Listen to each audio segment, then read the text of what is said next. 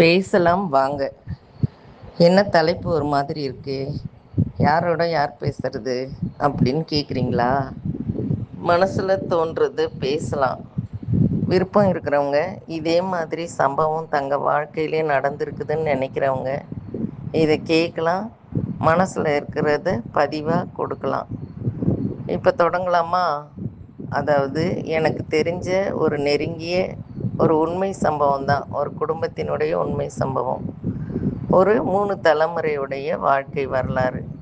என்னடா இது வாழ்க்கை வரலாறுன்னுட்டியாங்களே, அப்படியே வளவலன்னு போகுமா அப்படிலாம் நினைக்காதீங்க. சீக்கிரமாக சுருக்கமாக தான் சொல்கிறேன். கொஞ்சம் கேளுங்க. யோசிக்கிறதுக்கு ஒரு வாய்ப்பு இது நமக்கு.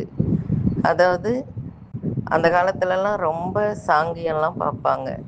அப்படிலாம் இருந்தால் கூட பரவாயில்லன்னு தன் கணவன் மேலே ரொம்ப பக்தியாக இருந்தாங்க.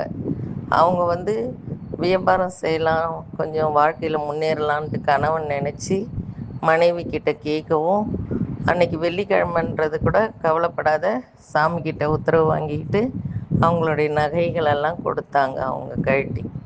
அதை எடுத்துகிட்டு போயிட்டு அவர் அதை விற்று அது மூலதனமாக வச்சு தன்னுடைய தொழில்கள் எல்லாம் தொடங்கினார்.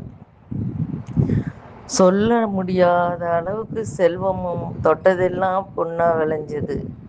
அவ்வளோ ஒரு செல்வாக்கோட வளர்ந்தாங்க. வாழ்க்கையில் கடகட கடகடன்னு உயர்வு வந்துடுச்சு.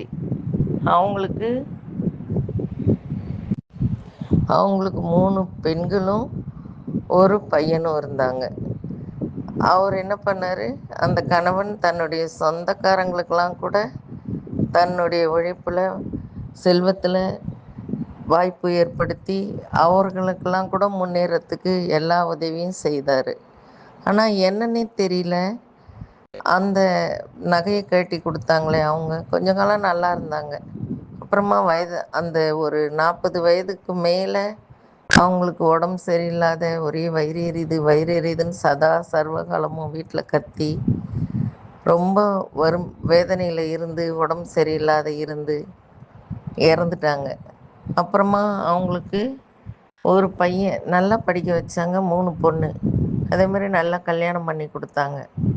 ஆனால் ஏதோ ஒரு காரணத்தால் குடும்பம் எல்லாம் ஒவ்வொருத்தங்களாக இறந்து பிரிஞ்சு போயிட்டு, ஒவ்வொருத்தங்களாக இறந்து, தாத்தா அந்த தலைவனும் மனைவியும் இறந்துட்டாங்க. அவங்களுடைய பிள்ளையும் மருமகளும் இறந்துட்டாங்க. அவங்களுடைய பெண்கள் எல்லாம் வாழ வெட்டியாக இருந்து அவங்களும் இறந்துட்டாங்க. அவர் சம்பாரித்த சொத்தெல்லாம் கடைசியாக என்ன ஆச்சு, யாரும் உருப்படியாக பயனடையாத யார் யாரோ எடுத்துக்கிட்டு, அதனால் உரியவங்களுக்கு யாருக்காக, தன்னுடைய குடும்பத்துக்காக, தன்னுடைய தலைமுறைக்காக பட்ட கஷ்டங்கள் எல்லாம் வீணாயிட்டு போச்சு. இதுக்கு என்ன காரணம்? தலைவிதி, கர்மான்னு சொல்லிடுவோம்.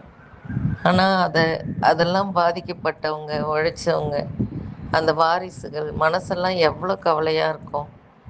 இதை மாதிரி அனுபவம் உங்களுக்கெல்லாம் நேர்ந்திருக்கா? கொஞ்சம் பகிர்ந்துக்குங்க.